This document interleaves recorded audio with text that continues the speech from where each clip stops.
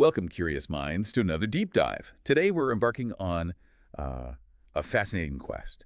We're trying to understand the invisible architecture holding things together, molecular structure, and bonding. How do atoms actually hold hands, and what do those handshakes tell us about how a molecule behaves? Stuff like how drugs work, or how new materials get designed. So our mission today is to be your guides through Chapter 2, Molecular Structure and Bonding, from the big one, Shriver and Atkins Inorganic Chemistry. We're aiming to distill the essential bits, cut through the jargon, and help you build like an intuitive feel for it all without needing the book or diagrams right there. Think of this as your shortcut to really seeing the molecular world in your mind's eye. That's exactly right. We'll be exploring how these different models developed, Lewis structures, VSEPR, valence bond theory, and then molecular orbital theory. Each gives us a different lens. There's semi-quantitative tools chemists use every day to interpret structures and reactions. It's really about building intuition, not just memorizing rules. Right, so kind of piecing together a story, model by model, each revealing a bit more. Okay, let's dive in, starting with the first blueprint. Lewis structures. The electron dot story. Okay, Lewis structures, that's where it all starts, right? A really simple but powerful way to map out how atoms connect. For anyone who's done some chemistry, there are those diagrams with dots and lines. What was the core idea from G. N. Lewis? Why was it such a big deal? Well, Lewis's genius, really, was proposing that a covalent bond forms when two atoms share an electron pair. Simple idea, huge impact. We draw these shared pairs as lines, one line for a single bond, two for double, three for triple, and crucially, any electrons left over on an atom, the unshared ones, we call those lone pairs. Ah, the lone pairs. They don't bond, but they still matter. Oh, absolutely. They don't bond directly, but they have a huge influence on the molecule's final 3D shape. It was just a revolutionary way to visualize those atomic handshakes. Okay, so shared pairs. And Lewis also gives a key rule for stability, didn't he? The octet rule. What's that about? Yes, the octet rule. It's fundamental. The idea is that atoms tend to share electrons until they get a total of 8 valence electrons around them. They're trying to mimic the superstable electron setup of noble gases. Like neon or argon. Exactly. Hydrogen's the main exception. It's happy with just 2 electrons, a duplet. Wow.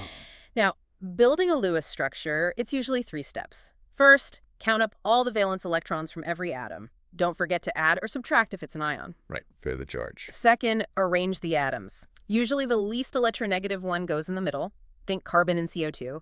Finally, distribute those electron pairs. Start with single bonds connecting everything, then use the rest as lone pairs or make multiple bonds until, ideally, everyone has their octet.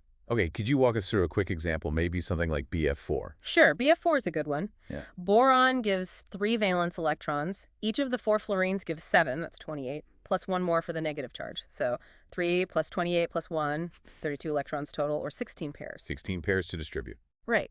So if you put single bonds between boron and each fluorine that uses 4 pairs, then you give each fluorine 3 lone pairs that uses another 12 pairs.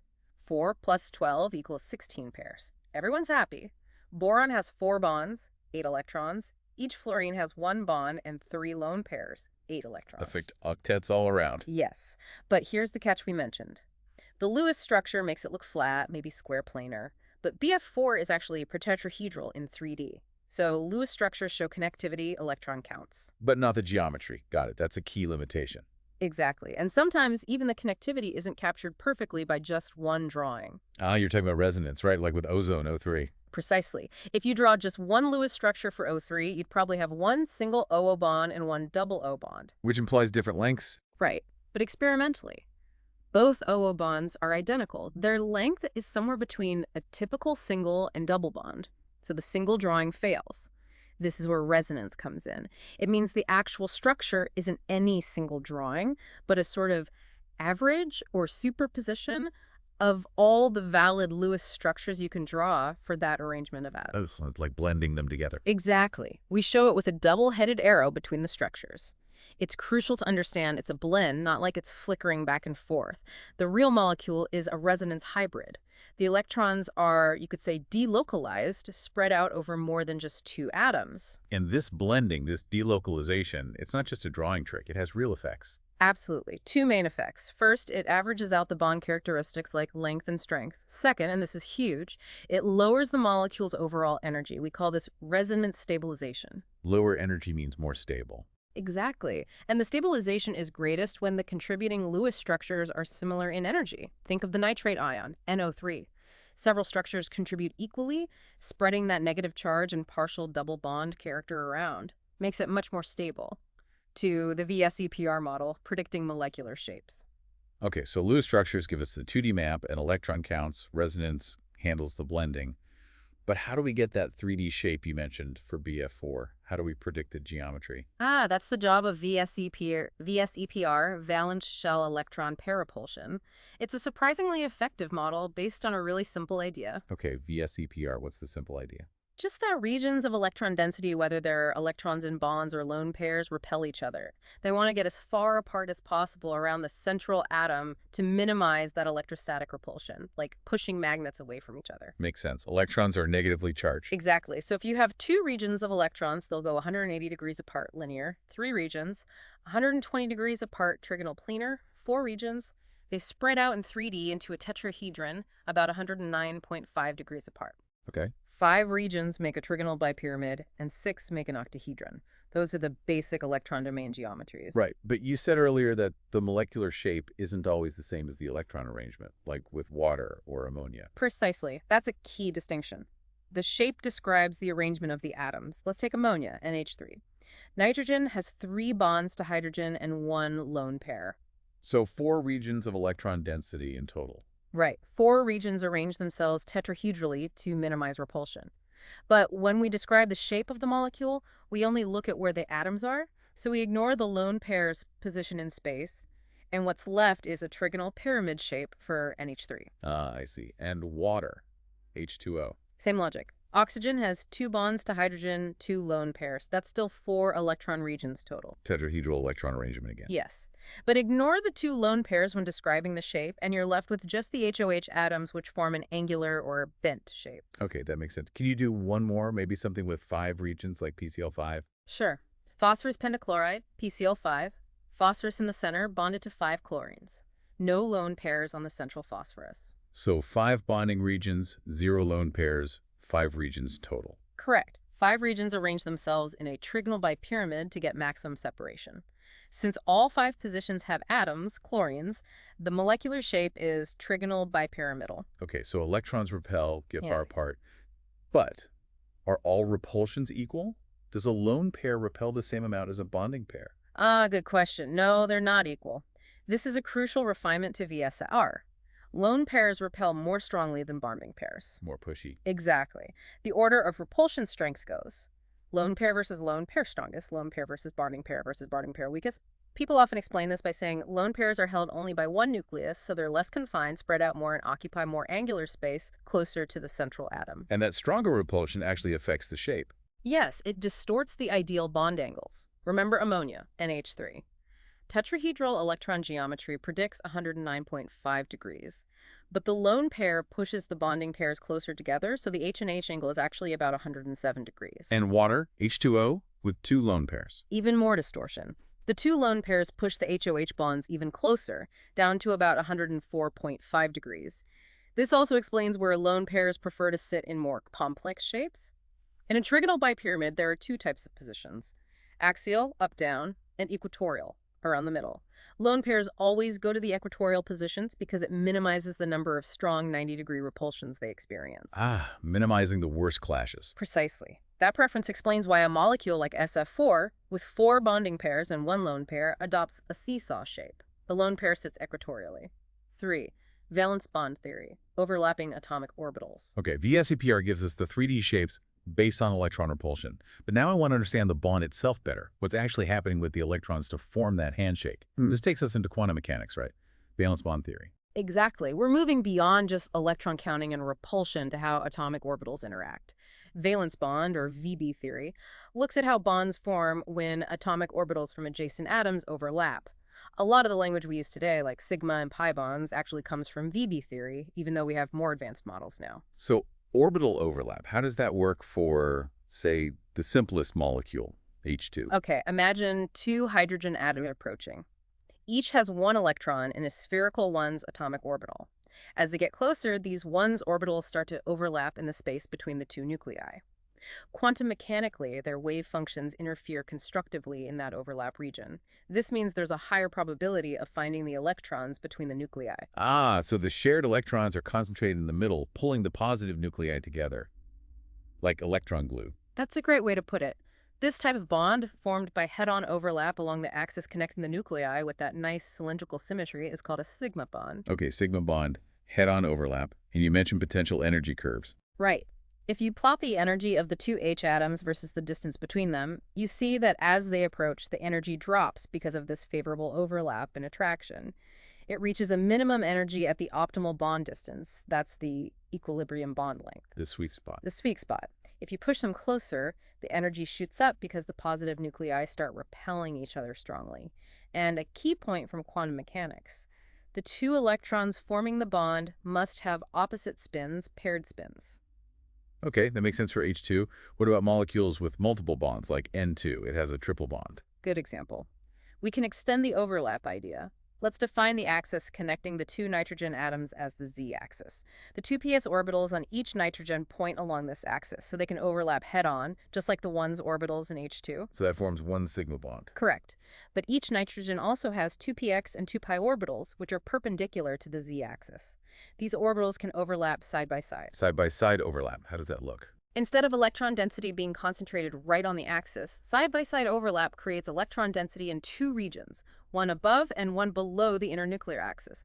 There's actually a nodal plane zero electron density containing the axis itself. This type of bond is called a pi bond. So sigma is head-on, pi is side-on with a node along the axis. You got it. In N2, the two px orbitals overlap side-on to form one pi bond, and the two pi orbitals overlap side-on to form a second pi bond. So the triple bond in N2 consists of one sigma bond and two pi bonds. One sigma, two pi.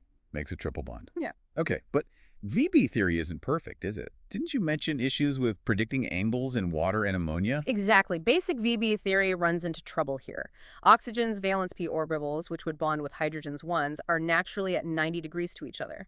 So VB predicts a 90-degree HOH angle in water. But it's 104.5. Right.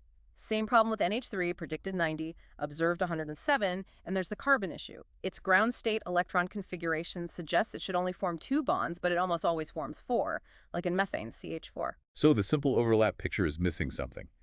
How did chemists fix VB theory? They introduced two crucial concepts: promotion and hybridization. Promotion is a conceptual step. For carbon, you imagine promoting one of its 2s electrons up to the empty 2p orbital. So it goes from 2s2p to 2ccp. Precisely. Now it has 4 unpaired electrons, ready to form 4 bonds. The energy cost of this promotion is more than paid back by the energy released when forming 4 strong bonds, instead of just 2 weaker ones. This explains carbon's tetravalency. Okay, promotion gets us the right number of bonds. What about fixing the angles? That's where hybridization comes in. This is the idea that atomic orbitals on the same atom can mix or combine to form new, hybrid orbitals with different shapes and orientations. It's like blending paint colors. Mixing s and p orbitals. Yes. For carbon in methane, the 1,2s and 3,2p orbitals hybridize to form 4 identical C3 hybrid orbitals. And crucially, these sp³ orbitals naturally point towards the corners of a tetrahedron. So the hybridization directly predicts the tetrahedral shape and the 109.5-degree angles we see in methane. Exactly. The math just works out that way. These hybrid orbitals are also better shaped for overlap, leading to stronger bonds. Other geometries have different hybridization. sp² hybridization, mixing 1s and 2p's, gives 3 orbitals arranged trigonally, planar, 120 degrees, perfect for molecules like BF3 or ethane. And sp hybridization, 1s, 1p, gives 2 orbitals pointing 180 degrees apart, explaining linear molecules like acetylene or BCl₄. Hybridization elegantly connects VB theory with VSEPR shapes. And what about those molecules that seem to break the octet rule, like PCl₄ or SF6? Hypervalence, you called it. How does VB handle it? The traditional VB explanation for hypervalence for elements in period 3 and beyond involves invoking their empty, low-lying d orbitals. So for PCl₄, phosphorus uses its 3, 3p, and 1/3 orbital to make 5 hybrid orbitals, p3dp pointing toward the trigonal bipyramid. That was the classical explanation, yes. For SF6, it would be C3d² hybridization, giving 6 octahedral orbitals. It provides a way to accommodate more than 8 electrons using these extra d orbitals. However, There's a but. Modern calculations suggest that d orbital involvement might not be as significant as once thought. MO theory, which we'll get to next, offers a potentially more satisfying explanation for hypervalence without needing to rely so heavily on d orbitals. IV, molecular orbital theory. Delocalized electrons. Okay, so VB theory with promotion and hybridization gets us pretty far, explaining shapes and bonding in many molecules. But you mentioned limitations, especially with hypervalence and maybe other properties. So time for the upgrade. Molecular orbital, or MO theory. How is this different? MO theory is a fundamentally different approach and arguably more powerful, especially for quantitative predictions and explaining certain phenomena like magnetism or spectra. Instead of focusing on localized bonds between two atoms formed by overlapping atomic orbitals, MO theory considers electrons to be delocalized, meaning they belong to the entire molecule at once. They occupy molecular orbitals that can span multiple or even all atoms. Delocalized electrons, so not just tied between atom A and atom B. Exactly. Think of the atomic orbitals from all the atoms in the molecule combining, using a mathematical process called linear combination of atomic orbitals, or LCAO. If you start with, say, n atomic orbitals, you always generate n molecular orbitals. These MOs have different energy levels, and electrons fill them starting from the lowest energy, following the same rules as for Adam's Pauli exclusion principle, max 2 electrons per orbital, opposite spins, and Hund's rule, fill degenerate orbitals singly first. Okay, combining atomic orbitals. How does that work? Do they just add up? They can combine in two main ways, like waves interfering. Constructive interference, where the wave functions add up in phase, leads to a bonding molecular orbital. In a bonding MO, there's increased electron density between the nuclei, which attracts the nuclei and holds them together. This lowers the energy compared to the original atomic orbitals, making the molecule more stable. Lower energy, more stable. Makes sense. What's the other way? Destructive interference, where the wave functions combine out of phase. This creates an antibonding molecular orbital. An antibonding MO has a node, a region of zero electron density between the nuclei. This means electrons in an antibonding orbital actually pull the nuclei apart, increasing the energy and destabilizing the molecule. So bonding MOs glue atoms together. Antibonding MOs push them apart. Precisely. And an antibonding orbital is actually slightly more destabilizing than its corresponding bonding orbitals is stabilizing. Sometimes atomic orbitals might not interact effectively due to symmetry or energy differences, resulting in non-bonding orbitals, which have roughly the same energy as the original atomic orbitals. So the overall stability depends on how many electrons end up in bonding versus antibonding orbitals. Exactly. Let's go back to H2. Two atomic 1s orbitals combine to form one lower energy bonding MO, called Bose-1s, and one higher energy antibonding MO. Hydrogen's 2 electrons both go into the stable bonding MO. Net result, stable molecule. And hypothetical He2, helium has 2 1s electrons. Right, so He2 would have 4 electrons total. 2 would fill the bonding Swans MO, but the other 2 would have to go into the antibonding host MO. The stabilizing effect of the bonding pair is canceled, actually slightly overcome, by the destabilizing effect of the antibonding pair. So MO theory correctly predicts He2 doesn't form a stable molecule. That's neat. How does this apply to diatomics like N2 or O2? For diatomics of the same element, homonuclear, we combine their valence atomic orbitals, like 2s and 2p, to form a set of MOs. We classify these MOs by symmetry again. Sigma is for cylindrical symmetry, pi for side-on overlap with a nodal plane along the axis. We also add symmetry labels, G, jurade, meaning even, and nu, unjurade, meaning odd, based on how the orbital behaves if you invert it through the center of the molecule. It helps keep track of things. Now, combining the 2s and 3 2p orbitals from each atom gives a total of 8 molecular orbitals. Here's a key point. The energy ordering of these MOs actually changes slightly across period 2. Oh, how so? From lithium, all E2, up to nitrogen, N2, the palms formed from the 2 key orbitals, called 2p, are lower in energy than the sigma MO formed from the head-on overlap of 2pm orbitals. But for oxygen, O2, and fluorine, F2, this order flips. The 2pMO is lower than the 2pMOs. This subtle switch has major consequences. Okay, so the energy level diagram changes slightly. How does that affect, say, O2? We fill the orbitals according to the rules, right? Oh, yes, same rules. N2 has 10 valence electrons.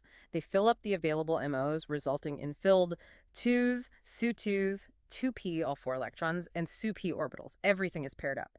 Now, O2 has 12 valence electrons.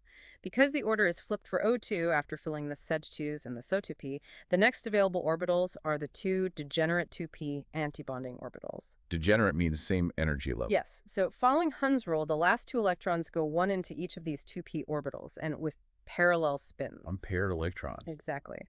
MOMO theory naturally predicts that O2 should have two unpaired electrons, making it paramagnetic attracted to a magnetic field.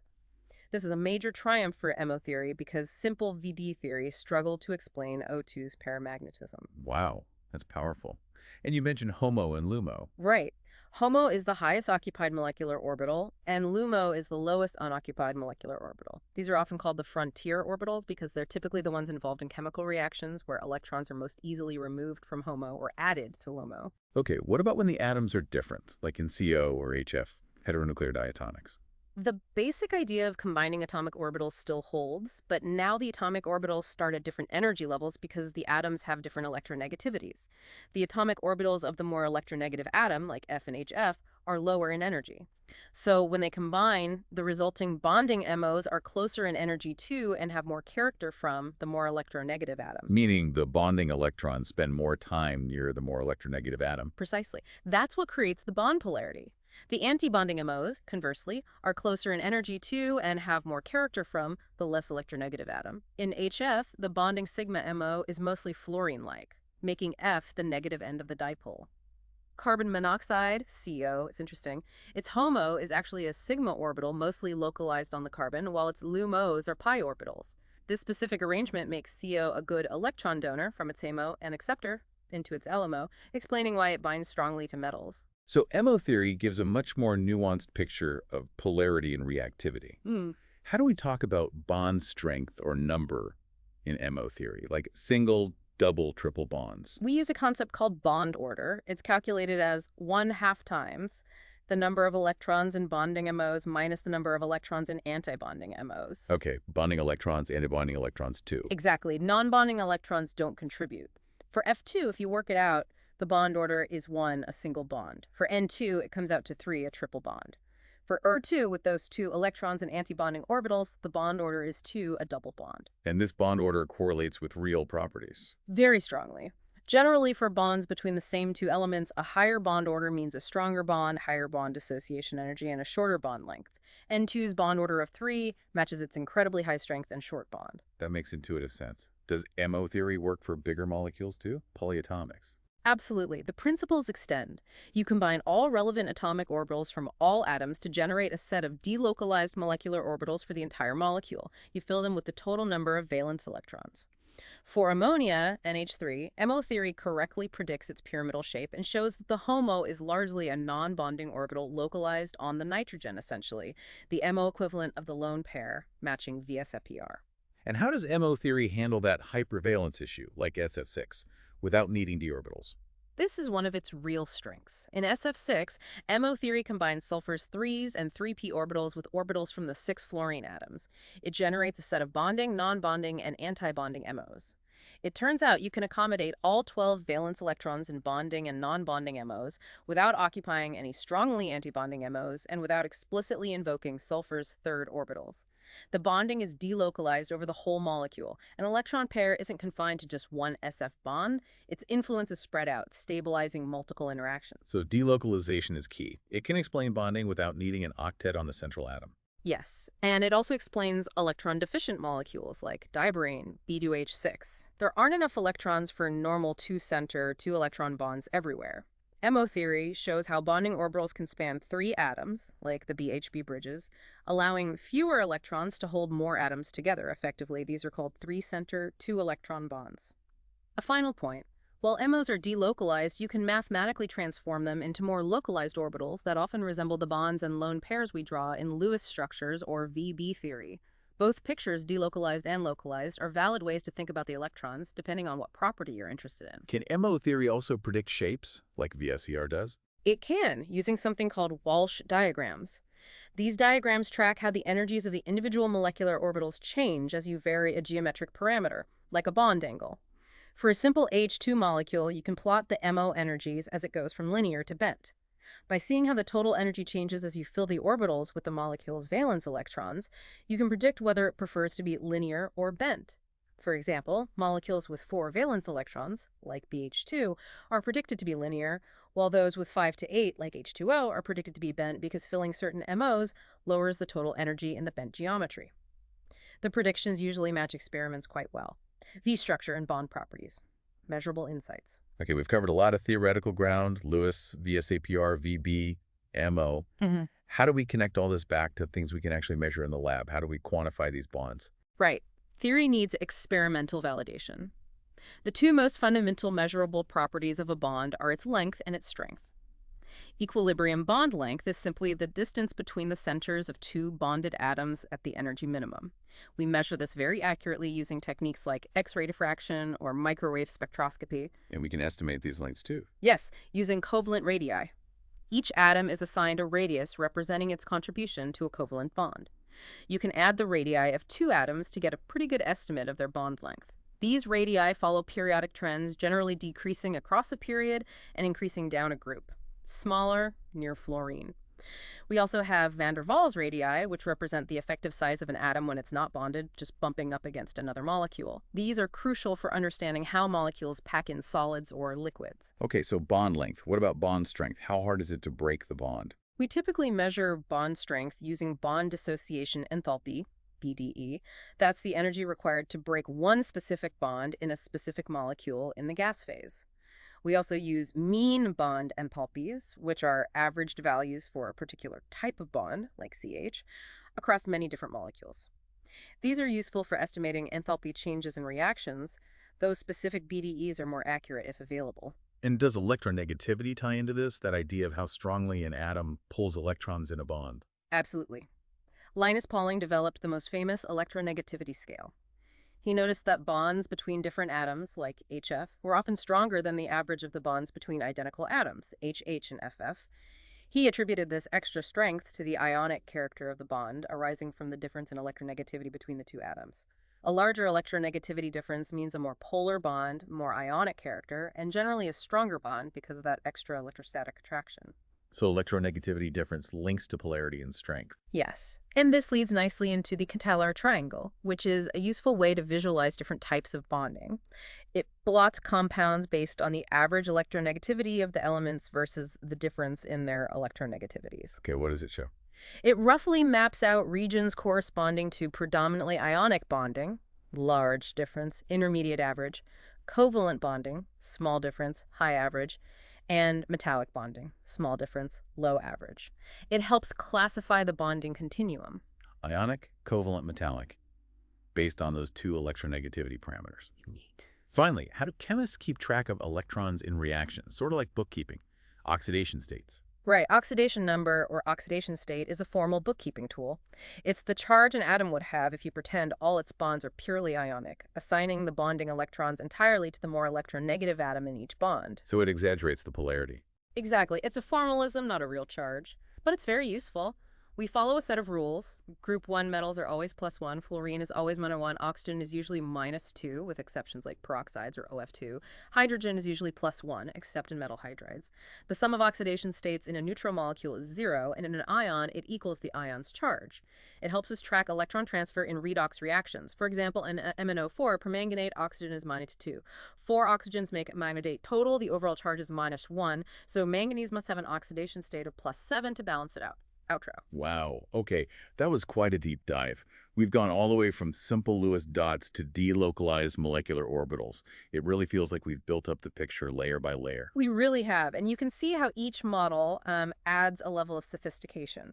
Lewis gives the connections, VSEPR the shape, VB starts to explain the why of the shape with orbitals, and MO gives the most complete delocalized picture explaining things like magnetism and spectra. It's amazing how these theoretical ideas, these models, combined with actual experimental measurements like bond lengths and strengths, let us understand this invisible world of atoms and bonds. It's like the chemist's toolkit. It really is, and what's fascinating is that even with powerful computers doing exact calculations now, these simpler semi-quantitative models, VSEPR, hybridization, basic MO diagrams are still essential. They provide the intuition, the conceptual framework chemists use to think about and predict how molecules will behave. Yeah, The intuition is key. So next time you, our listener, see a chemical formula, maybe take a second to think about the electrons holding it together. Think about the shape VSEPR predicts, or maybe even the bonding and antibonding orbitals from MO theory. It's a whole hidden world in there. Thank you so much for joining us on this deep dive into molecular structure and bonding. We hope this gave you a clearer picture, a useful shortcut through a complex topic. From the entire Last Minute Lecture team, thanks for tuning in.